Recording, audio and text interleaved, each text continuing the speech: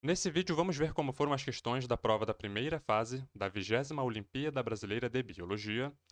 Esses dias, recentemente, eu fui pego de surpresa ao assistir um vídeo antigo meu para responder um comentário e começou a tocar um anúncio no meu vídeo, coisa que eu nunca programei o YouTube para fazer. Meus vídeos eu não quero que tenha anúncios nele porque sou contra anúncios, né, propaganda em vídeos que têm conteúdo educativo. A pessoa utiliza o vídeo às vezes para estudar, né, e aquelas propagandas ficam distraindo a pessoa.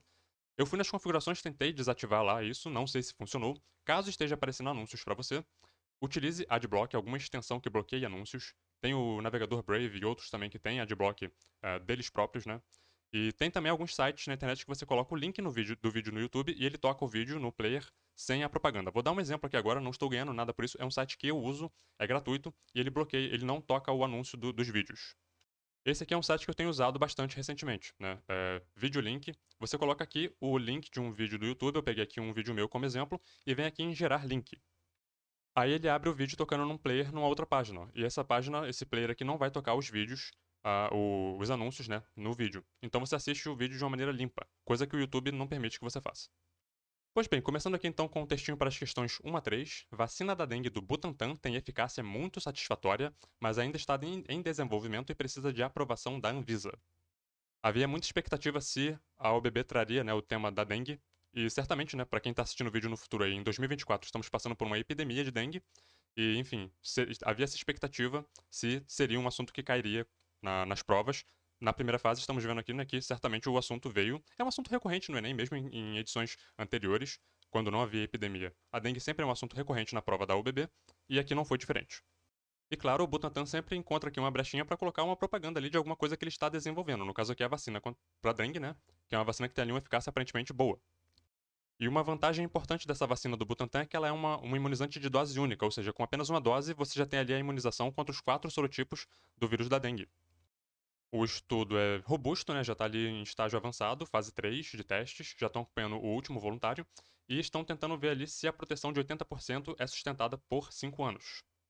Bom, a nova vacina que previne a dengue, desenvolvida pelo Butantan, possui dose única, sendo essa uma das vantagens em relação à vacina atualmente aplicada no Brasil, que é uma vacina de 2 doses. Então, pode-se destacar que uma vantagem de vacinas de aplicação única é que ela possui o mesmo número de vacinas, de doses, né, produzidas, e imuniza o dobro de pessoas. Então aqui o esqueminha, né? Uma vacina de 2 doses, certo? Você precisa ali de 2 doses para imunizar uma pessoa. Uma vacina de dose única, com 2 doses, você imuniza 2 pessoas, portanto, o dobro.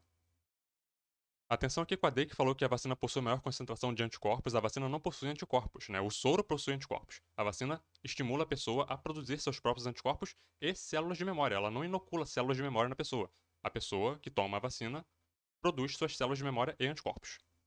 2. A eficiência das vacinas pode ser testada através da aferição de, letra B, comparação da produção de imunoglobulinas, os anticorpos, né, específicas ao patógeno, e formação de células de memória entre pessoas imunizadas e não imunizadas. Então você vai ver se a vacina estimulou as pessoas que foram imunizadas por ela a produzir anticorpos e células de memória em comparação com alguém que não foi imunizado pela vacina. E de novo aqui uma alternativa brincando com essa coisa dos anticorpos, né? Enfim, a vacina ela não inocula anticorpos na pessoa.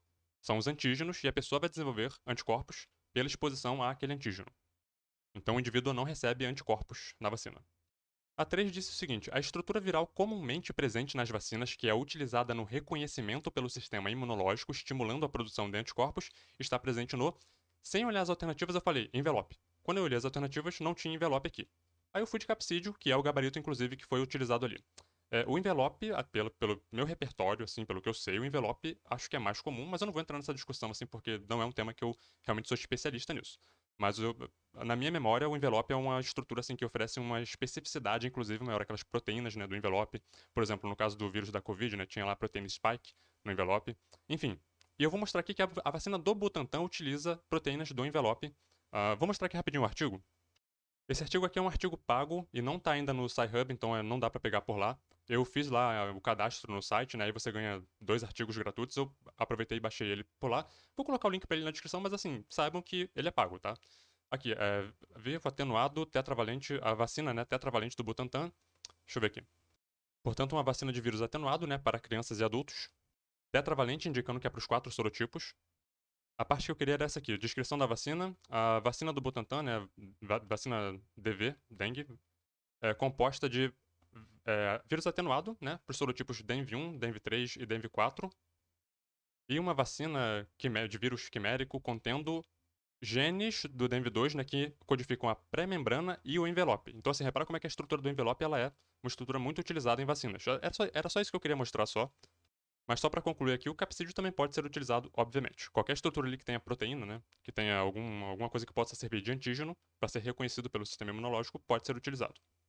Eu achei muito interessante que a prova trouxe a dengue, né, a questão imunológica da doença, trouxe também questão de mudanças climáticas e falou também aqui de El Niño, né, que para quem está assistindo no futuro também, em 2024 estávamos também passando por um verão super atípico, né, típico, na verdade, típico de El Niño, né, um verão super quente, enfim.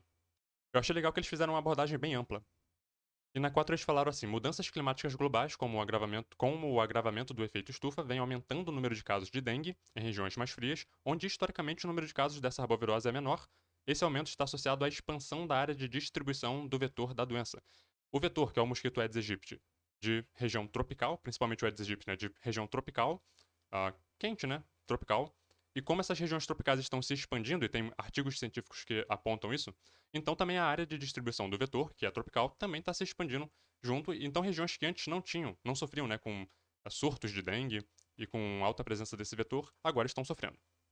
Aqui uma publicação no Science Daily, os trópicos estão expandindo e as mudanças climáticas são as principais culpadas, né? Vamos colocar assim. Então, assim, tem farta literatura sobre isso. São textos muito difíceis de ler, então não vou, assim, realmente citar nenhum texto específico, embora eu tenha alguns aqui. Mas são leituras muito difíceis. A ideia geral é essa: as regiões tropicais do planeta estão se expandindo e isso aumenta também a área de distribuição de vetores que habitam essas regiões. Repara que na B eles falaram de transmissão direta do vírus. O vírus não é transmitido diretamente, é via vetor, né? A C eles falaram sobre metabolismo viral, socorro. A D falou sobre aumento da chance de contaminação da água consumida. Isso não tem nada a ver, porque, de novo, é um vírus transmitido por vetor, etc. 5 falou sobre El Niño, que é caracterizado pelo aquecimento anormal e persistente das águas do Oceano Pacífico na região da linha do Equador, podendo se estender, né, enfim, até a costa da América do Sul. A ação do fenômeno descrito, o El Niño, acima, faz com que se espere um maior aumento nos casos de dengue e de mais arboviroses nas regiões sul e sudeste por conta do aumento dos eventos de chuva nessas regiões.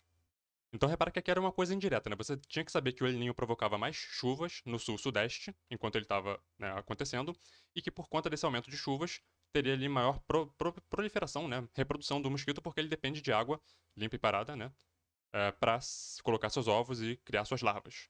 Mais chuva, mais poça d'água, mais locais, né? Enfim, com água limpa e parada para ele poder se reproduzir. E para lembrar disso, quando eu penso em El Niño é menino, né, em espanhol, eu penso, o que está acontecendo? Eu penso num menino urinando, né, fazendo xixi na água do Pacífico. Então a água fica mais quente porque ele fez xixi na água do Pacífico, ela esquentou, né? E respingou aqui na região sul-sudeste do Brasil. É assim que eu uso, né, o esquema que eu fiz para poder lembrar desse esqueminha do El Niño. É uma coisa tosca, sim, mas me ajudou, então talvez ajude mais alguém também. Além disso, isso é uma super simplificação, né? Lembre que também existe o Laninha, que é o contrário, a chuva vai estar mais focada ali na região norte, né? Enfim. Vocês falou sobre lebistes, Poecilia reticulata, peixes predadores de larvas de mosquito. Olha que interessante, controle biológico, né? Conhecidos, né, como barrigudinho, enfim. Ele atua, né, com eficácia comprovada no controle biológico do mosquito Aedes aegypti porque come a larva do mosquito. Portanto, o uso de peixes no combate às larvas do mosquito caracteriza-se um exemplo de controle biológico, como tinha literalmente escrito aqui no texto. Controle biológico estava literalmente no texto a resposta. Agora, já que foi uma questão super fácil, aproveitem para pegar as alternativas e estudar cada uma delas, né? O que é biomagnificação, o que é eutrofização, o que é adubação verde, controle químico utilizando inseticidas, né? Cada um disso aqui é um tópico interessante para a pessoa dar uma aprofundada e estudar, porque é uma coisa que pode surgir numa outra fase aí da prova. Para as questões 7 e 8, tem aqui uma tabelinha com resultado de hemograma para 5 diferentes pacientes, né? Eritrócitos, leucócitos, trombócitos. Então, quando a gente vê aqui eritrócitos, as hemácias, né, os glóbulos vermelhos, a gente pensa aqui em oxigenação, certo? E tem aqui os valores de referência, ó, de 4,4 até 5,9. A gente repara aqui que teve dois que estavam ou acima ou abaixo. O 3 estava acima e o 4 estava abaixo desse valor aqui de referência. Portanto, né, fora da linha do saudável. Leucócitos, a gente pensa que são os glóbulos brancos, né? São células do sistema imunológico. Portanto, a gente pensa aqui em algum caso de possível infecção. Então a gente nota aqui que o 5 estava muito acima do valor de referência. Então ele estava provavelmente passando ali por algum quadro infeccioso. E trombócitos a gente pensa aqui em coagulação, né? Cascata de coagulação e tudo mais. a gente nota aqui que dentro dos valores de referência, o número 2 estava muito abaixo disso. Então, ele poderia estar ali passando por um quadro de hemorragia e certamente com problemas com a coagulação sanguínea. Então, o paciente com dengue deve ficar atento, né, a pequenos sangramentos, por causa daquela coisa da dengue hemorrágica, né, que é uma outra discussão, mas enfim, pode indicar a ocorrência da forma grave da doença, que era chamada de dengue hemorrágica, né, que tinha, né, relação, mas enfim. Dos indivíduos acima, o que deve apresentar essa sintomatologia é, como a gente viu, o 2, né, esse aqui que está com os trombócitos baixos, ele está vulnerável a quadros ali de hemorragia.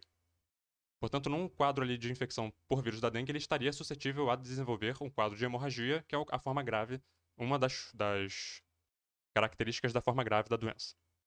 E 8. Em locais de elevada altitude, normalmente observa-se menores médias de temperatura, né, dessa forma menos casos de dengue e outras arboviroses.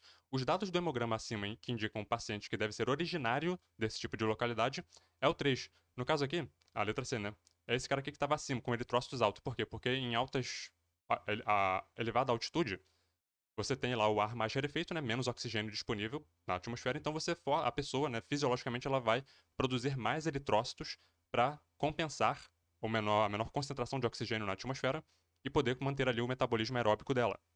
Lembrem aí daquelas discussões sobre atletas que vão jogar em elevadas altitudes, né, que tem que subir algum tempo antes para poder aclimatar, para poder se adaptar, né, a esse oxigênio reduzido e poder justamente fazer essa produção de eritrócitos aqui para quando for jogar um jogo, por exemplo, ou fazer uma competição, ele tá ali fisiologicamente compatível com os que são lá os donos da casa.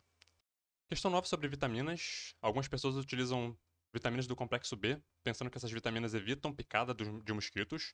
Não existe comprovação científica para isso. Entretanto, né, algumas vitaminas do complexo B podem aumentar a produção de eritrócitos funcionais. Essas vitaminas são: letra C, ácido fólico e cobalamina. Aqui, eu não estou dizendo que não seja importante memorizar, decorar o nome das vitaminas. Se você tem uma boa memória, pega lá as vitaminas B, né, e memoriza, decora o nome de todas elas, inclusive de todas as outras também. Porque aqui, se você soubesse, por exemplo, que ácido ascórbico é vitamina C, você já sairia, né, da letra A. Retinol, vitamina A, então não pode ser nem a B, nem a D, nem a E, porque tem retinol, né? Só sobraria mesmo a letra C e você, enfim, iria acertar por eliminação. Mas é legal pegar lá a lista de vitaminas e memorizar o nome de cada uma delas. O manual MSD, que eu sempre recomendo aqui, tem, né, uma página aqui sobre vitaminas, né? Importantes aqui, ó, vitaminas lipossolúveis, A, D, E e K, vitaminas hidrossolúveis do complexo B e vitamina C. As vitaminas do complexo B são biotina, folato, ácido fólico, niacina, ácido pantotênico, riboflavina, B2, tiamina, B1, B6, piridoxina e B12, as cobalaminas, que são várias, né, que ficam aqui nessa categoria. E tem páginas aqui que você pode clicar para ver os efeitos da deficiência de cada uma dessas vitaminas, incluindo outras também, da A, da C, etc. Questão 10 trouxe aqui uma fábrica na Bahia que produz ali mosquito modificado da dengue. Essa fábrica vai aumentar, né, a produção nacional do mosquito modificado. Nesse cenário, os machos do mosquito são modificados para transmitir genes letais à sua prole. Olha, genes letais. O mosquito acaba morrendo ainda na fase de larva, ou seja, ele não vira adulto para, né, se reproduzir. A técnica utilizada na modificação desse mosquito consiste na introdução de gene exógeno, que não existe no mosquito selvagem, né? Em seu genoma, essa técnica caracteriza uma aplicação de transgenia, introdução de gene exógeno, transgenia. De novo, se achou a questão fácil, pega aí agora e estuda o que é clonagem, DNA fingerprint, PCR, importantíssimo isso aqui, BGGE, uma coisa que eu acho que a UBB vai acabar trazendo em alguma fase aí, em algum momento, porque nunca falou sobre isso aqui. Eu também preciso ler porque eu não conheço a técnica. Eletroforese em gel com gradiente de temperatura, do inglês aqui Denaturing Gradient Gel Eletroforese, enfim. Vale a pena dar uma lida sobre isso aqui, mesmo que seja uma coisa superficial, porque é uma coisa inédita na UBB. Embora a eletroforese seja um assunto recorrente, mas essa aqui especificamente nunca surgiu. São formas de eletroforese que usam um gradiente de temperatura ou químico para desnaturar a amostra à medida que ela se move através de um gel de acrilamida. Texto para as questões 11 a 15. Eu não vou ler o texto porque ele é longo e ele não é necessário para resolver as questões, mas ele fala sobre refaunação, rewilding, reversão de extinção, fala aqui de mico-leão dourado, enfim. Questão 11. A utilização de corredores ecológicos facilita a reprodução de indivíduos antes isolados em fragmentos florestais. Então houve ali quebra, enfim, interrupção do fluxo gênico, né, entre populações. Aí com o corredor ecológico você une de novo essas populações isoladas e volta a haver fluxo gênico. Esse aumento de fluxo reprodutivo de indivíduos de uma mesma população promove de forma direta o aumento de diversidade genética, por conta de voltar a haver fluxo gênico, reprodução sexuada entre indivíduos dessas populações que estavam separadas e populações separadas dentro do conceito biológico de espécie, você esperaria que eventualmente, né, com o tempo, ocorreria especiação. Essas populações perderiam a capacidade de reproduzir entre si. A função do corredor, uma boa função, né, vantagem do corredor ecológico é justamente impedir esse processo. 12. A reintrodução de espécies possibilita ganhos ecológicos em processos como a dispersão de sementes e polinização. A respeito da questão ecológica, assinale a alternativa incorreta. Ah, no caso, aqui a lógica acho que era a seguinte: você teria que pensar assim, a reintrodução de espécies possibilita, no caso, promove, né, aumento da biodiversidade local? Sim, de certa forma, né? Aumento da competição intraespecífica. Se tem aumento da biodiversidade, vai ter ali, pode haver, né, aumento das populações e, portanto, aumento da competição intraespecífica é possível. Aumento de reciclagem de matéria orgânica, ok. Diversidade genética também, ok. Você não esperaria que esse processo levaria à aceleração de mudanças climáticas globais, muito pelo contrário. Especialmente quando a gente pensa aqui em vegetação, né, polinização, sementes, a gente pensa ali em solucionar a questão do desmatamento, né, tudo que vá no oposto ao desmatamento, recuperação de área degradada, enfim, preservação de fragmentos, né, tudo isso aí retardaria mudanças climáticas globais. Questão 13. A Mata Atlântica é um dos principais hotspots de biodiversidade do planeta. Isso ocorre devido à sua alta biodiversidade e alto risco de extinção. Eu vou explicar para vocês por que eu errei essa questão aqui. Quando eu vi a palavra hotspots, na minha cabeça já vem logo endemismo e alto risco de extinção. Eu passei o olho aqui nas alternativas, vi endemismo na B e marquei B. Errei, obviamente, né? Porque um outro fator da B seria a alta pluviosidade, que não tem uma relação direta ali com o conceito de hotspot. Então, cuidado com essas questões que têm alternativas compostas, vamos colocar assim, né? Com dois fatores aqui. Repara que aqui a letra A tinha alta pluviosidade e densidade. A B tinha alta pluviosidade e endemismo. Tá vendo? Dois fatores em cada alternativa e você teria que pesar se os dois realmente estão dialogando com o que está sendo discutido. O meu erro foi, eu vi endemismo e marquei. Mas repara que a C é a única que realmente trata, né, de pontos que concernem ali a discussão sobre hotspots, alta biodiversidade e alto risco de extinção, certo? Então, atenção nessas questões aqui, que tem dois fatores, para não cair em pegadinhas como essa aqui. 14. Predadores de topo usualmente são espécies-chave do ecossistema. Um conceito interessante aqui para estudar, né, espécies-chave, uma vez que mantém o equilíbrio das espécies de uma dada teia trófica. Outra coisa importante também. A ação desses predadores promove redução das populações de suas presas, reduzindo assim a competição interespecífica.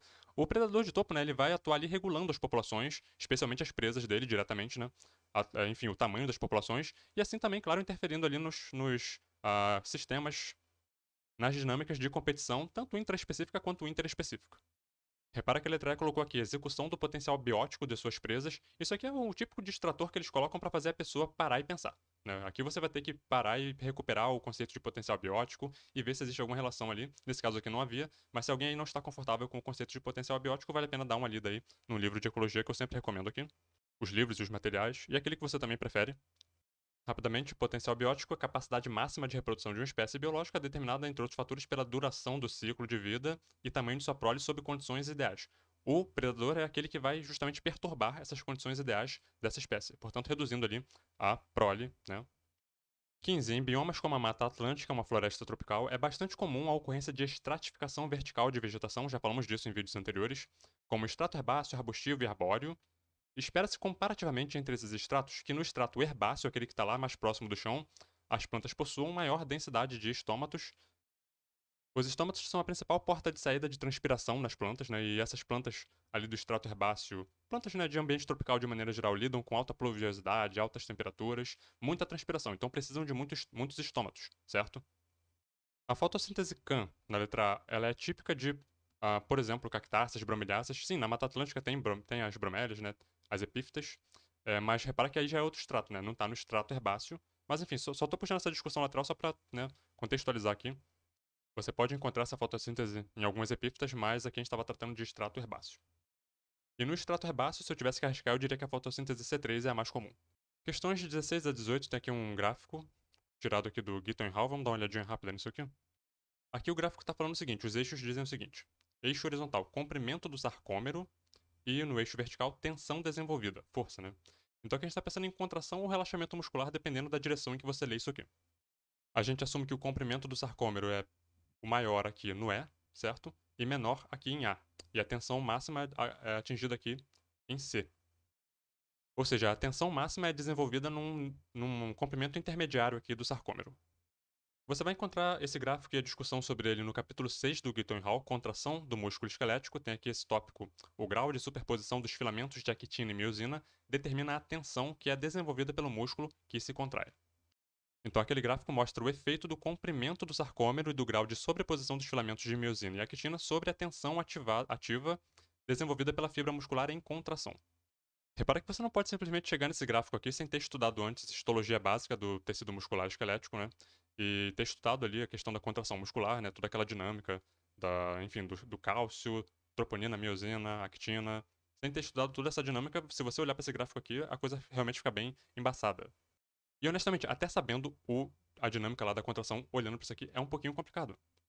Pelo menos aqui eles colocam aqui no canto superior direito do gráfico um esqueminha aqui com digamos assim, a ilustração do comprimento do sarcômero, né? Que, enfim, só para esclarecer um pouquinho o que está acontecendo. Repara que no D, o sarcômero está estendido, esticado, vamos colocar assim, né?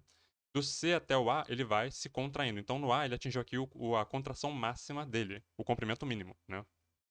E importante, né? Em B e C, que é aqui esse pico de tensão, ocorreu em um comprimento intermediário, C e B, do sarcômero. Então, o pico de tensão estava em comprimento intermediário do sarcômero. Então, aqui na legenda, ó, força máxima de contração quando o sarcômero tem 2 a 2,2 micrômetros de comprimento. Então, aqui no D, que lá na prova vai ser o E, né? Porque lá eles tiveram que colocar uma letra a mais, porque tinham 5 alternativas, né? Eles tiveram que incluir aqui uma letra para poder ter 5 alternativas. Aqui no D, que lá na prova é o E, você tem um comprimento máximo do sarcômero, portanto ele está esticado, certo? Ele não está contraído. Isso tem implicações lá para a resolução da questão. Aqui na 16 eles vão colocar assim, o íon cálcio, e aí quem estudou contração muscular sabe da importância do cálcio, né? Na contração. É um dos principais participantes do processo de contração e relaxamento muscular. O ponto indicado no gráfico que deve apresentar maior concentração de cálcio no sarcoplasma é, e aqui eles colocaram no gabarito E, que é onde o sarcômero está com seu maior comprimento, ou seja, não está contraído. No músculo relaxado não existe cálcio no sarcoplasma, estou falando assim, concentrações, né, importantes de cálcio no sarcoplasma. Quando o músculo recebe ali um estímulo para se contrair, o cálcio que está dentro, está armazenado em vesículas lá no retículo sarcoplasmático, ele é liberado no sarcoplasma, interage com a troponina para então desencadear o evento de contração. O que eles tentaram dizer aqui, eu acho, é que na E, imediatamente antes da contração muscular, você teria ali esse pico de cálcio no sarcoplasma que iria interagir com a troponina e o resto da história. Acho que era essa a lógica da questão e ok, né? Mas é muito importante ter em mente que o cálcio ele não fica no sarcoplasma, ele fica armazenado em vesículas no retículo sarcoplasmático que só vai para o sarcoplasma imediatamente antes da contração, após o estímulo. 17 ainda sobre músculo estriado esquelético. São características desses músculos, exceto, no caso aqui, gabarito formato fusiforme de fibra muscular, que é uma característica de músculo liso, ok? Sim, o músculo estriado esquelético tem muitos núcleos por célula, miofibrilas de actina e miosina organizadas na fibra, controle majoritariamente voluntário, isso aqui é importante, receptores para acetilcolina, certamente, então aqui no caso, a fibra fusiforme que é de músculo liso. Para histologia, geralmente eu recomendo o Junqueira ou o Gartner, né? Hoje eu vou mostrar aqui uma página do Histologia de Tecidos de Lícia Brito Gitirana. É um livrinho bom também, é meio que uma apostila, assim, mas é legal, tem bastante conteúdo também. Tem o capítulo 9 sobre tecido muscular.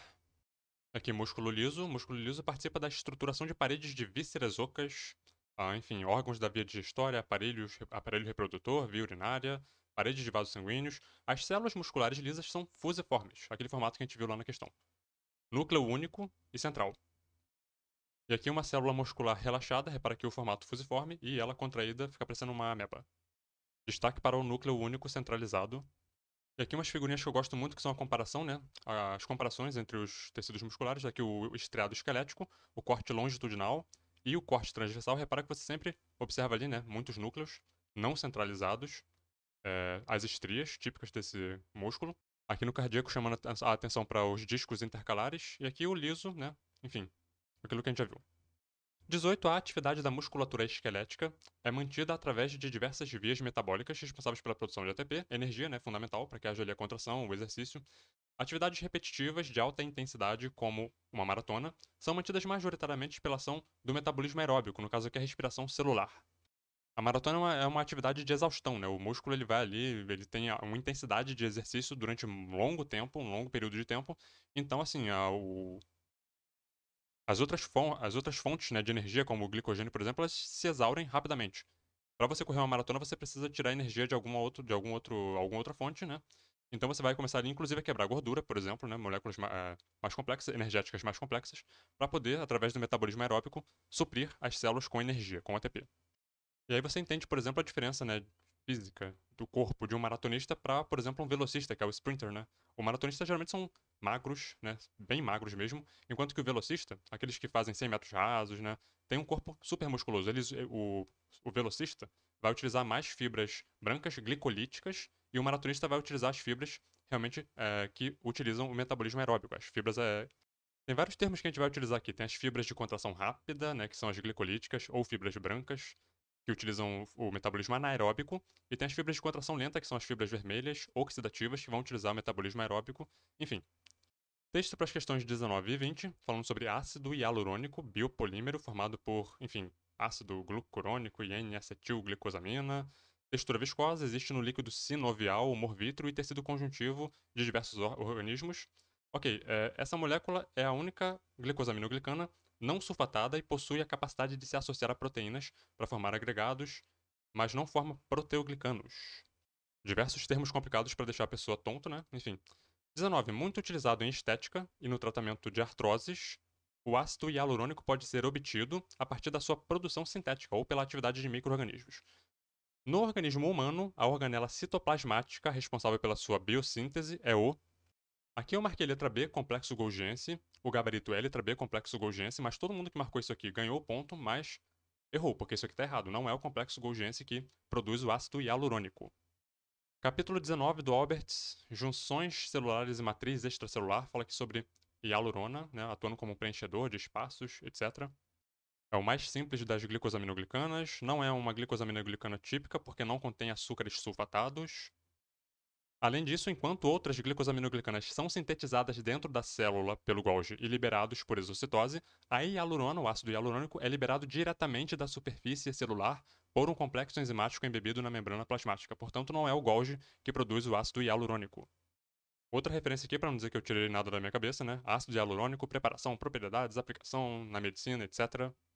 Aqui no capítulo 2, na página 20, tem características bioquímicas do ácido hialurônico e outras glicosaminoglicanas. Acredita-se que o ácido hialurônico é a forma mais antiga, né, primitiva da evolução, né, das glicosaminoglicanas. Ao contrário do ácido hialurônico, as outras glicosaminoglicanas são sintetizadas no Golgi, ou seja, o ácido hialurônico não é. É uma questão complicada porque, assim, das alternativas que foram apresentadas, a única que faria sentido é o complexo Golgiense. Todas as outras não têm a menor relação.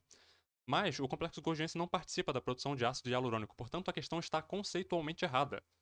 Entende? Ela deveria ter sido anulada por esse motivo. Mas o que mais me incomodou foi que assim, alguém mandou recurso sobre essa questão aqui e no gabarito definitivo eles mandaram uma resposta que eu não gostei muito não.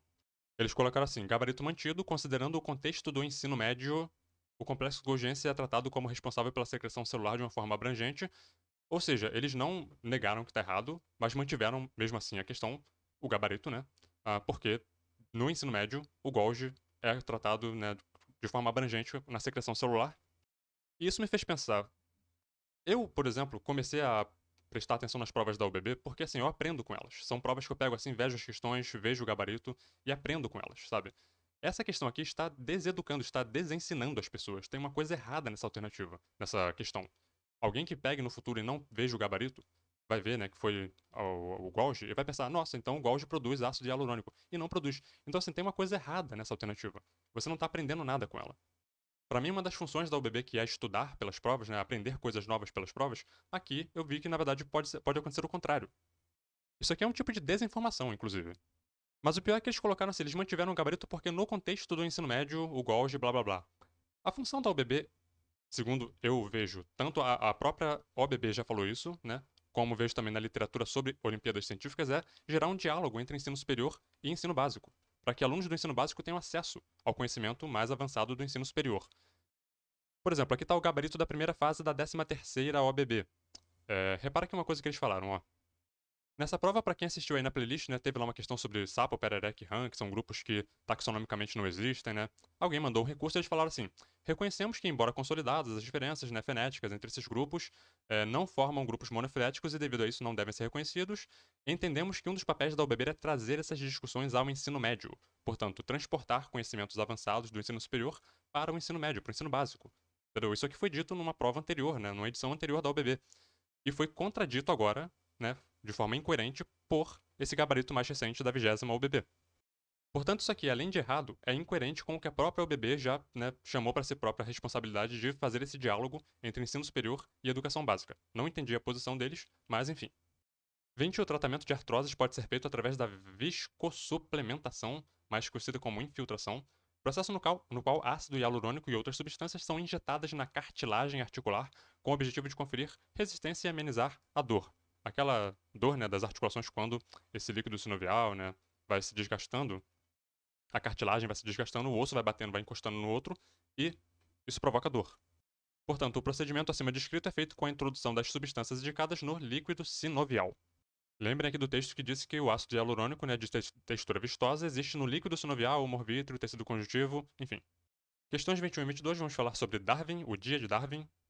Achei divertido que no texto eles colocaram assim: ele, Darwin, foi o primata que, além de apontar nossas raízes primatas, reuniu várias fontes de evidência. Foi legal, foi divertido, foi engraçado eles colocarem aqui o termo primata, né?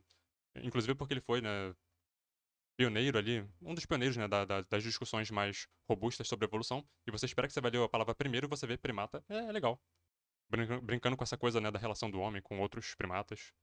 21. Embora Darwin e Wallace tenham sido pioneiros na defesa da teoria da seleção natural, Lamarck antecedeu a ambos na defesa da teoria evolutiva, a frase abaixo que descreve a evolução segundo as leis propostas por Lamarck. Letra A fala assim, ó, como o dente siso hoje é desnecessário, observa-se já na população humana diversas pessoas que não possuem mais esse dente. Aqui tem uma ideia de uso e desuso, né? Como ninguém está mais usando o dente siso, as pessoas estão começando a nascer sem o dente siso, porque ele não é mais necessário. Isso é uma ideia atribuída, né, aquelas teorias, né, de Lamarck de uso e desuso e herança de características adquiridas. 22. São concepções encontradas na teoria darwinista, exceto. Então aqui você teria que ver uma alternativa que não é uma ideia darwinista. Todas as espécies evoluem a partir de um ancestral comum. Sim, isso aqui é super darwinista. Ambiente é um fator crucial na evolução. Sim, o ambiente, né? Agora, a seleção natural aumenta a variabilidade de uma espécie. Não, a seleção natural diminui variabilidade. Ela age na variabilidade diminuindo ela, selecionando aquelas que estão mais adaptadas ao ambiente. Então você tem muitas opções, a seleção vai lá e seleciona aquelas que estão mais adaptadas naquele momento. Letra D. As espécies possuem potencial reprodutivo elevado, mas as condições do ambiente limitam a sobrevivência de seus filhotes, a capacidade de suporte, né? Sim, isso aqui estava lá no livro do Darwin, ele fala bastante disso aqui. Indivíduos de uma mesma espécie possuem caracteres que os diferenciam. Isso foi uma das observações que Darwin fez. Portanto, a letra C, seleção natural, ela não aumenta, ela diminui a variabilidade de espécies. Texto para as questões 23 a 24. ICMBio, Costa dos Corais, constata um alto índice de branqueamento de corais. Um tema importante aí. O branqueamento dos corais é um fenômeno diretamente ligado ao aquecimento das águas dos oceanos, a nível global. 23. O branqueamento dos corais pode ser associado a fatores locais, mas também ao aquecimento excessivo da água devido ao agravamento do efeito estufa. O processo de branqueamento ocorre devido à perda das zooxantelas, algas associadas aos corais, que é justamente o que dá a cor aos corais, né? As zooxantelas, que são as algas que ficam ali associadas, uma relação mutualística. As zooxantelas produzem, né, alimento por fotossíntese, os corais se aproveitam disso e elas obtêm no coral ali substrato para se fixar. 24. Já que estamos falando de corais, né? Os quinidários presentes nos corais, bem como os quitenóforos, são os primeiros animais a apresentar a diferenciação do folheto germinativo. Eles são dipoblásticos, né? Tem ectoderma e endoderma. Em seu desenvolvimento, essa diferenciação permite que esses grupos apresentem gabarito A, tubo digestivo. Repara que eles não podem ter conjuntivo porque seria mesoderme, né? Eles não têm mesoderme. Respiração branquial não possuem esse tipo de respiração. O sistema nervoso deles não é ganglionar. É um sistema nervoso diferente desse aqui, a gente vai mostrar no livro depois. E não possuem também sistema excretor, nenhum órgão de excreção específico. Terceira edição do Brusca, capítulo 7, quinidários. Características principais são diploblásticos, né, ectoderma e endoderma, separadas por uma mesogleia. Repara que não é mesoderme, é uma mesogleia derivada da ectoderme. Tem simetria radial. Repara que tem uma cavidade gastrovascular derivada da endoderme, celêntero, né? A única cavidade corpórea. Tem forma de saco dividido e ramificado, mas tem apenas um orifício que serve tanto como boca, ou seja, tanto entra como sai, tanto boca como ânus. O sistema nervoso é formado por uma rede, né, simples de células neurais compostas por neurônios nus e apolares em sua maioria. Então repara como que esses quadrinhos aqui do Brusca ajudam, né, a pessoa a pegar assim, os pontos principais de cada filo. Texto para questões 25 e 26. Vão ter aqui agora algumas questões sobre botânica, né? Aqui vai falar sobre estudantes de gestão ambiental que estão estudando o uso de fibra de coco na construção civil. A fibra do coco aumenta a espessura, por exemplo, do gesso, né, sendo indicada para a produção de materiais de vedação e revestimento leves. Ou seja, uma coisa que viraria um lixo, ainda que um lixo orgânico, né, mas ela pode ter ali uma utilidade, né, para alguma obra, alguma construção. As fibras do coco possuem múltiplos usos sustentáveis na indústria. O tecido vegetal responsável pela formação dessas fibras com elevada resistência, isso aqui é importante, né, é o esclerênquima, que é um tecido de sustentação bem altamente lignificado, por isso que ele confere essa resistência, essa alta resistência para as fibras do coco. Rapidamente aqui no Amabase Marto, só para mostrar aqui, tecidos de sustentação, esclerênquima e colênquima. Então esses dois aqui são os principais, né, tecidos ali que atuam na sustentação. O colênquima tem as células ali, que ainda tem ali alguma aparência de vivas, né, elas são células vivas. E o esclerênquima é um tecido que já está mais para morto do que para vivo e impregnadas de lignina. Então, o esclerênquima é constituído por células que morrem no curso da diferenciação, das quais restam apenas as paredes espessas, impregnadas de lignina, que é uma substância impermeável e resistente. Os elementos constituintes do esclerênquima podem ser dois tipos: fibras esclerênquimáticas e esclerídeos. Já o colênquima, como eu disse, é um tecido de sustentação formado por células vivas que acumulam grande quantidade de celulose em suas paredes. Então elas também têm ali alguma firmeza, né, alguma sustentação. Enfim, esse reforço de celulose na parede confere grande resistência mecânica a esse tecido. Mas a fibra do coco lá que está sendo usado na construção, a gente assume que é um tecido que já está morto, portanto, células mortas, né? Portanto, a gente vai pensar aqui em esclerênquima. 26. Os coqueiros são encontrados em todo o litoral brasileiro, uma característica reprodutiva presente na planta, né, no coqueiro. Aqui, reprodução independente da água, devido à presença de tubo polínico, que é característico aí desde que surgiu, né, o grão de pólen nas gimnospermas. As angiospermas também possuem essa característica, que deu a elas essa independência completa e total do ambiente aquático para a reprodução. Então aqui o coqueiro, Cocos nucifera, membro da família Arecácea, que é uma família de angiospermas monocotiledôneas. Algumas pessoas podem olhar para o coqueiro e pensar que parece um pinheiro, né? Uma gimnosperma, não. É uma angiosperma da família das palmeiras, Arecácea. Portanto, como toda angiosperma, ela possui flor e fruto, e possui também, claro, o tubo polínico, que é uma característica que já desde as gimnospermas estava ali, existia, né? Aqui é interessante também o fruto, né? Botanicamente falando, o coco é um fruto seco simples, uma drupa, fibrosa. A casca, o mesocarpo, é fibrosa e envolve um caroço. Enfim. Eu assumo que seja essa parte aqui, esse envoltório, que eles utilizam para fazer aquelas fibras, né? Que tem a utilidade lá para a construção civil. Portanto, não possuem antrozoides flagelados, porque elas são, né, angiospermas e possuem tubo polínico, cifonogamia. Não possuem sementes nuas, porque são angiospermas, não são gimnospermas, né? O endosperma não é haploide, é triploide. Enfim. Texto para as questões 27 a 30 é uma receita de baião de 2. Enfim, depois de aprender a receita, você vem responder questões. 27. Deixar a carne de molho é uma etapa importante para evitar o excesso de sal. A perda de sal da carne para a água ocorre através do seguinte mecanismo de transporte em membrana. Aqui eu coloquei difusão facilitada. No gabarito, eles aceitaram tanto B quanto C. Eu não consigo defender a letra B. Não vejo como você poderia pensar em difusão simples nesse caso aqui. A difusão facilitada, né, através dali de proteínas, né, na membrana que fazem canais ou proteínas transportadoras, ok, poderiam participar aqui. Difusão simples através da membrana, a gente está pensando aqui em íons, né, sal, o sódio, né, que é um íon que tem carga. Não consigo defender a letra B, não sei por que eles colocaram a letra B como possibilidade. Eles disseram que serão aceitas as letras B e C, já que o transporte de sal ao deixar a carne de molho se dá pelo processo físico-químico de difusão. Sim, mas é a difusão facilitada e não a difusão simples como a gente viu lá na letra B. Enfim, eu acho que o gabarito, já que você vai colocar aqui uma resposta a um recurso, eu acho que é importante que eles elaborem mais aqui na posição deles, né? Isso aqui é uma argumentação muito pobre, muito, sabe, muito rasa. Não falou nada de novo, entendeu? Ok, todo mundo sabe que é difusão, mas a difusão facilitada. Por que você acha que a difusão simples, né, seria válida nesse caso aqui? Eu gostaria de saber qual é a posição da UBB em relação a isso. E eles colocam aqui apenas uma frase, né, uma coisa preguiçosa. Enfim, elaborem mais nas explicações para a gente poder ter acesso ao que vocês entendem aí da questão. O capítulo 11 do Alberts, transporte de membrana de pequenas moléculas e propriedades elétricas, enfim. Eu já li esse capítulo aqui umas 10 vezes. Não encontro nele nenhuma nenhuma brecha para justificar a letra B, transporte, difusão simples pela membrana de íons com carga. Então aqui, dinâmica de passagem de moléculas e íons, né, pela membrana. Isso aqui é a membrana, né, isso aqui são as moléculas que a gente está pensando aqui. Moléculas hidrofóbicas, aquelas que não se misturam com a água, mas se misturam com, enfim, lipídios, né, gordura. Gases, oxigênio, CO2, nitrogênio, hormônios e esteroides, eles passam direto pela membrana, tá? Eles conseguem atravessar a membrana tranquilamente. Pequenas moléculas polares, porém não carregadas, sem carga. A água, a ureia, glicerol, amônia, enfim, elas podem passar também pela membrana. Tem ali alguma retenção, mas elas conseguem atravessar em pequenas quantidades. Grandes moléculas polares não carregadas, glicose e sacarose, até passa, né, uma coisinha de nada ali, mas geralmente não passa, certo?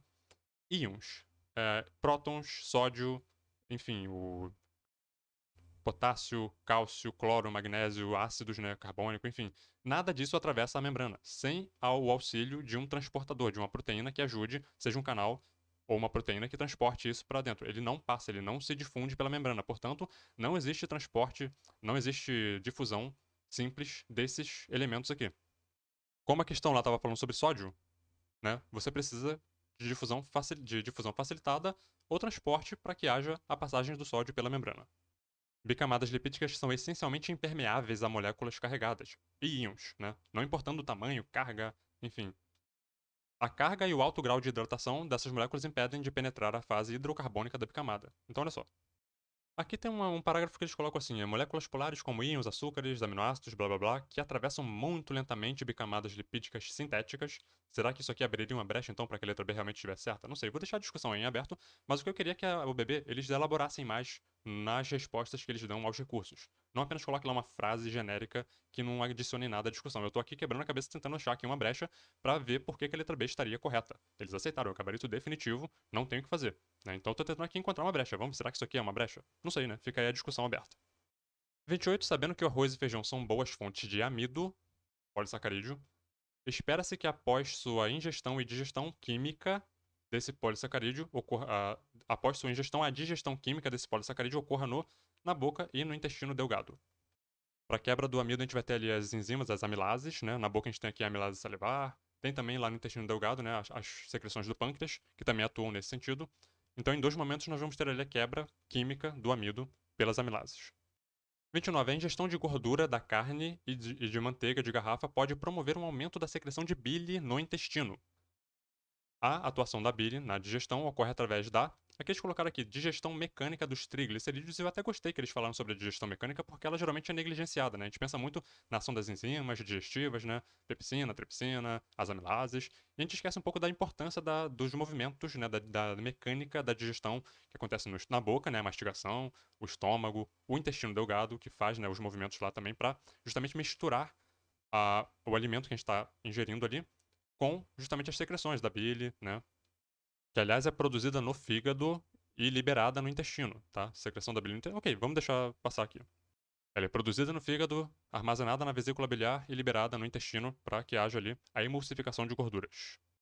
Então, a bile e as lipases vão ter ações, né, vão atuar na digestão das gorduras, mas a bile ela vai preparar o caminho para as lipases depois virem e fazerem essa degradação. Então, são momentos diferentes. Proteases ácidas, não tem nada a ver com bile, né? Proteínas, aminoácidos. Digestão química de carboidratos. A gente está falando de gordura, não de carboidratos, né? Enfim. E a letra E fala sobre emulsificação de proteínas, né? Enfim, não estamos falando de proteínas, estamos falando de gorduras. Finalmente, questão 30. Em algumas variedades de bovinos de corte, a ausência de chifres, ou seja, não tem chifre, é produzida por um gene autossômico, ou seja, uma cópia, né, um alelo dominante desse gene C, o Czão, produz ali então sem chifre. Né? Suponha que um touro sem chifres, portanto, ele tem pelo menos um alelo Czão, filho de uma vaca com chifres, então ela é homozigota recessiva, cruze com uma vaca com chifres, gerando 3 bezerros. Olha quanta informação que a pessoa tem que processar para resolver essa questão. Né? A probabilidade de nenhum dos bezerros possuir chifres é de 1/8. Provavelmente muita gente aqui, né, caiu de puxar no tapete de muita gente. Quando ele falou aqui 3 bezerros, muita gente não se tocou que isso aqui era um elemento importante para a resolução da questão. Então vamos lá. Czinho, homozigoto recessivo, tem chifre. Se tiver uma cópia do alelo, um alelo, né, Czão, não vai ter chifre. Pode ser Czão ou Czinho. O boi, o que eles falaram lá, ele era filho, né, de uma vaca que tinha chifre. Então a gente sabe que ele é heterozigoto. A gente sabia disso. Dava pra resolver isso de cabeça. Isso que levou muita gente ao erro, provavelmente. Foi um cruzamento entre um heterozigoto, Czão, Czinho, o macho, e uma fêmea que tinha chifre, Czinho, Czinho. Esse cruzamento gera ali metade da prole com chifre e metade sem chifre. Muita gente marcou um meio, né? Porque não se tocou que você tinha que fazer esse cálculo para 3 eventos de reprodução, para 3 filhotes, né? Então, um meio, você teria que pensar um meio e um meio e um meio. Portanto, um meio vezes um meio vezes um meio daria ali um oitavo. Esse aqui que foi o pulo do gato que muita gente provavelmente errou essa questão. Sempre pega esse tipo de questão e organiza todas as informações que ela tá te dando e vê onde que cada uma dessas informações vai ser utilizada, porque todas eles não vão perder espaço colocando uma coisa lá que não vai ter utilidade, né? Quando eles colocaram lá 3 crias, né, aquilo ali tinha uma importância, a pessoa tinha que ter reparado nisso. E com isso ficamos por aqui. Confesso que eu fiquei um pouco decepcionado com o gabarito, né, algumas respostas que eles deram lá, que eles poderiam ter elaborado um pouco mais. Acho até que aquela lá do Golgi, né, exigiria, né, seria interessante uma retificação na próxima fase para dizer, olha só, aquilo ali está conceitualmente errado, nós não anulamos a questão por uma questão ali de praticidade, né, para não ter dor de cabeça, mas está conceitualmente errado para que pessoas não peguem aquela questão no futuro e utilizem às vezes num banco de questão, né, e enfim, passe um conceito errado da biologia, acharia interessante uma retificação disso, ainda que não anulem a questão. E no próximo vídeo veremos então a prova da fase 2A da 20ª UBB, uma prova de 50 questões, suponho. Até lá!